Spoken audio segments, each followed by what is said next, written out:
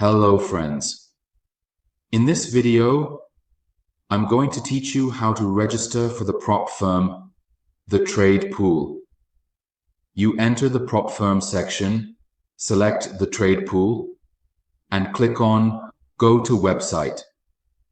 You enter the website, click on Sign Up, and in this section, click on Create Account on the registration page.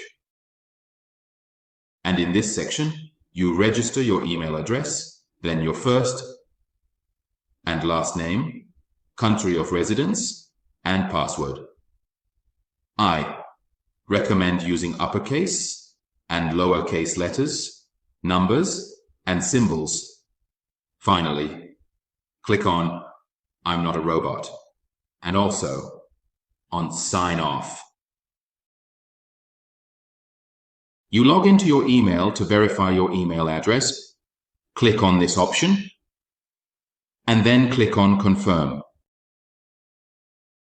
You enter the sign-in section. Enter your email address along with the password and click on Sign In. You enter your account dashboard.